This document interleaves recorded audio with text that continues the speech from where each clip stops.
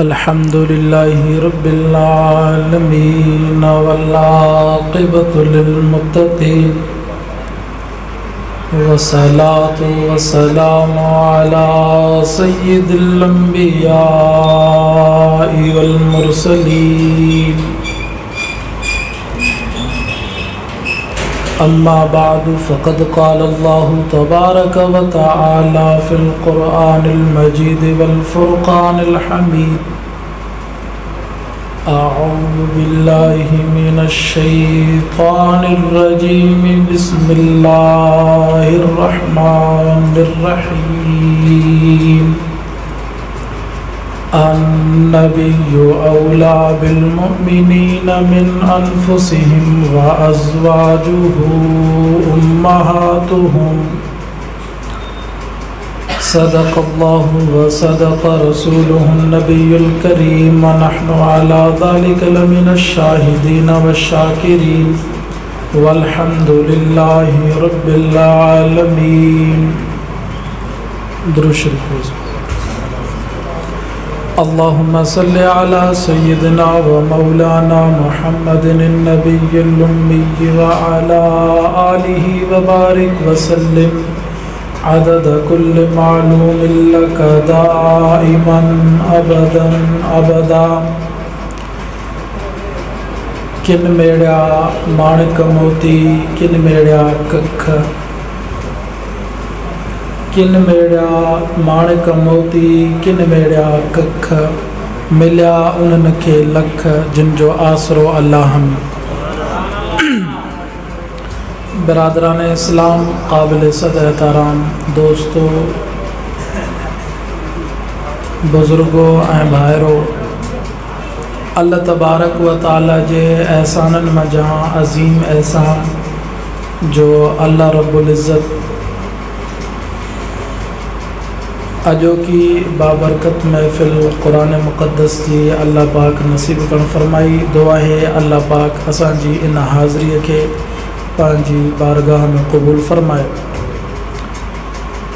अवां जे साम्हूं मुफ़स्सल मुदल्लल बयानात कुछ थी चुका आहिनि, कुछ बाद में थींदा।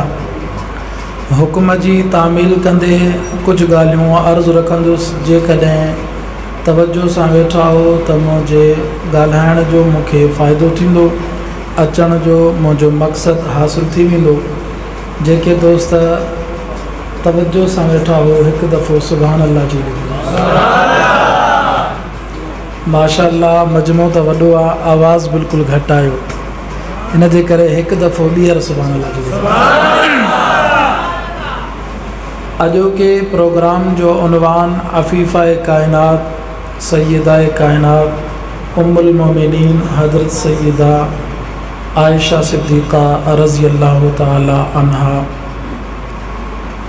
जे उनवान सां ऐं उन जी अज़मत सां ताल्लुक़ रखे थो अॼोको प्रोग्राम। मूं अवां जे साम्हूं जेका क़ुरान मुक़द्दस जी आयत करीमा तिलावत कई, इन जो मक़सदु अवां जे साम्हूं बयानु करे पंहिंजी जाइ वठंदुसि।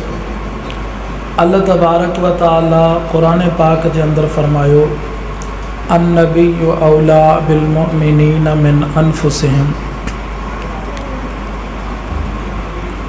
नबी मोमिननि खे पंहिंजी जान खां वधीक प्यारो हूंदो आहे। तवज्जो आहे ज़ नबी मोमिननि खे पंहिंजी जान खां वधीक, जिनखे आहे प्यारो उहे चओ। नबी मोमिननि खे पंहिंजी जान खां वधीक प्यारो हूंदो आहे। ऐं नबीअ जूं घर वारियूं मोमिननि जूं अंबड़ियूं आहिनि। नबीअ जूं घर वारियूं मोमिननि जूं। ऐं अम्मा आयशा सिद्दीक़ा रज़ी अल्लाह ताला अन्हा नबी साईं जी घर वारी आहे। इन जे करे अम्मा आयशा मोमिननि जी अम्मा आहे। अम्मा आयशा मोमिननि जी। इते तवज्जो कजो, अॼु 17 रमज़ानुल मुबारक गुज़री वई। अम्मा आयशा जी वफ़ात जो ॾिहाड़ो आहे। अॼु खां 2 ॾिहाड़ा बाद में 21 रमज़ानुल मुबारक अची रहियो आहे। इन 21 रमज़ान ते शेर खुदा हज़रत अलीउल मुर्तज़ा रज़ी अल्लाह ताला अन्हु जी शहादत आहे। असां मुसलमाननि वटि मोमिननि वटि हज़रत अलीउल मुर्तज़ा रज़ी अल्लाह ताला अन्हु कामिल वली आहे ऐं हज़रत अलीउल मुर्तज़ा कामिल मोमिन आहे। जीअं ॿियनि मोमिननि जी अम्मा आयशा अम्मड़ आहे तीअं हज़रत अली साईं जी बि ॻाल्हायो त सही, हज़रत अली साईं जी बि अम्मड़ आहे। कुझु माण्हू इन मोहबत जी ॻाल्हि जो इनकार कनि था।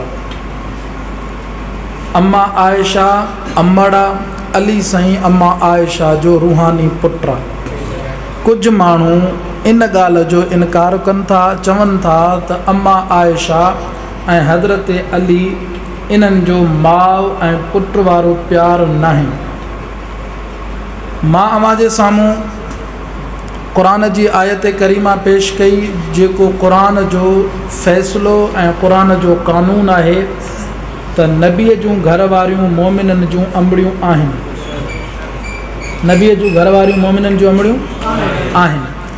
जेको बि मोमिन आहे, जेको बि मोमिन आहे उहो नबीअ जे घर वारनि खे पंहिंजी अम्मा तस्लीम कंदो आहे ऐं जेको मोमिन नाहे त नबीअ जूं घर वारियूं उन्हनि जूं अंबड़ियूं बि ॻाल्हायो न सही, उन जूं अंबड़ियूं बि नाहिनि। त हिकु आहे क़ुरान जो क़ानून त नबीअ जूं घर वारियूं मोमिननि जूं अंबड़ियूं आहिनि ऐं ॿिए नंबर ते अलीउल मुर्तज़ा मोमिन आहे। अलीउल मुर्तज़ा मोमिन आहे ऐं टे नंबर ते अम्मा आयशा सिद्दीक़ा रज़ी अल्लाह ताला अन्हा जो निकाह नबी साईं सां थियो आहे। अम्मा आयशा जे निकाह जो इनकार मुखालिफ़ नथो करे। उन जे किताबनि जे अंदरि बि इहा ॻाल्हि मौजूदु आहे त अम्मा आयशा जो निकाह नबी साईं सां थियो आहे। बाक़ी घणियूं ॻाल्हियूं रहियूं, ॻाल्हायो त सही। हाणे जेको चए थो अली साईं ऐं अम्मा आयशा माउ ऐं पुटु नाहिनि, उनखे इन टिनी शयुनि मंझां कंहिं हिक जो इनकार करिणो पवंदो। या त अम्मा आयशा जे निकाह जो इनकार करे, उहो त नथो करे। अम्मा आयशा जे निकाह जो इनकार, ॻाल्हाए त सही, अम्मा आयशा जे निकाह जो इनकार नथो करे। बाक़ी शयूं बचियूं ॿ। हिकु त अली साईं मोमिन आहे, अली साईं ऐं जेको बि मोमिन आहे उहो अम्मा आयशा जो बच्चो आहे। जेको बि मोमिन आहे, हा चवे त अली साईं मोमिन नाहे, चवे त अली साईं मोमिन नाहे, छो त क़ुर त चए थो न नबीअ जूं घर वारियूं मोमिननि जूं अंबड़ियूं आहिनि। हाणे जेको बि मोमिन आहे नबीअ जूं घर वारियूं उन्हनि जूं अंबड़ियूं आहिनि।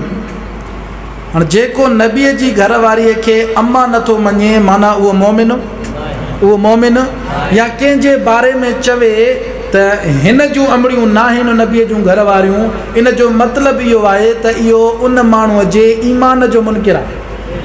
इहो माण्हू उन माण्हूअ जे ईमान जो मुनकिर आहे। मूंखे ॿुधायो जेको अली साईं जे ईमान जो मुनकिर हुजे उहो पाण मोमिन आहे? ॻाल्हाए त सही यार, उहो पाण मोमिन आहे? उहो चोटीअ जो काफ़िर आहे। उहो छा आहे?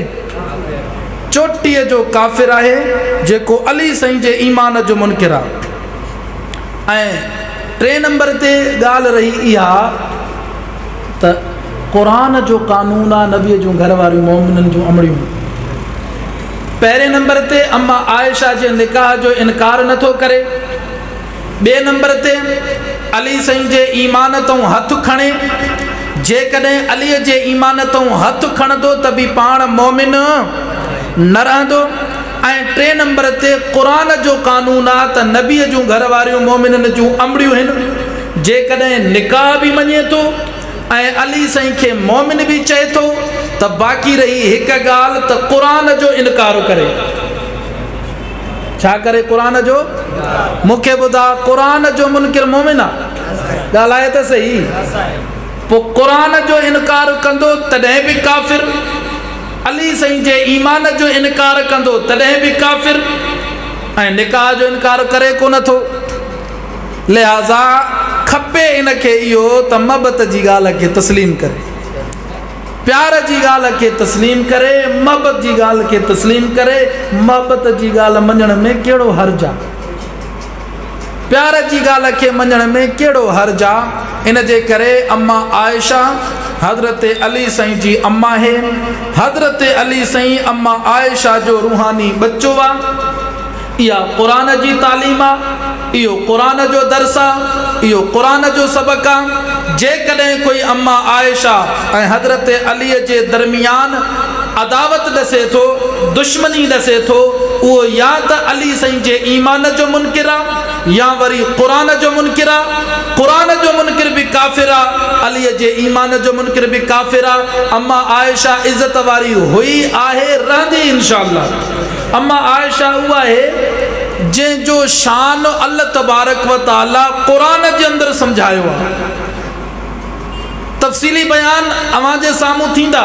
हिकिड़ी ॻाल्हि अर्ज़ु रखां, अम्मा आयशा सिद्दीक़ा रज़ी अल्लाह ताला अन्हा उहा सहाबियाणी आहे ऐं उहा नबीअ जी घर वारी आहे जंहिंजे शान में अल्लाह तबारक व तआला 17 आयतूं नाज़िल करे अम्मा आयशा ते जेका तोहमत लॻी हुई उन बेगुनाही ऐं तोहमत साबित करे ऐं बेगुनाही साबित करे अम्मा आयशा जी पाक दामनी अल्लाह तबारक व तआला क़ुरान जे अंदरि बयान फरमाई आहे। 17 आयतुनि जे अंदरि अम्मा आयशा जो शान रब बयान फरमायो आहे त अम्मा आयशा जी इज़्ज़त अज़मत बयान करण असांजो ईमानी हक़ आहे। असांजे लाइ इहो लाज़िम आहे जेकॾहिं असां क़ुरान सां महबत रखूं था, क़ुरान पढ़ूं था त क़ुरान जे तालीम जे मुताबिक़ अम्मा आयशा जो शान बयान करण ऐं शरीयत आहे। ऐं इन उनवान ते जेकॾहिं का तकलीफ़ अचे त 1000 मरतबा, जेकॾहिं इन ॻाल्हि ते अम्मा आयशा जो शान बयान करण ते या अम्मा आयशा जे गुस्ताख जे ख़िलाफ़ कमु करण जे लाइ जेकॾहिं कंहिं मुसीबत जो सामनो करणो पवे, कंहिं बि तकलीफ़ जे साम्हूं अचणो पवे त इहो सौदो असांजे लाइ सस्तो आहे, छो त अम्मा आयशा जो शान बयान करण ऐं शरीयत आहे। इन जे करे जमात जो साथ ॾींदव इंशाअल्लाह। जेके साथ ॾींदव हिकु दफ़ो सुभान अल्लाह चई ॾेखारियो। अल्लाह साईं खां दुआ है अल्लाह पाक जेको चयो क़बूल करण जी तौफ़ीक़ अता क़बूल।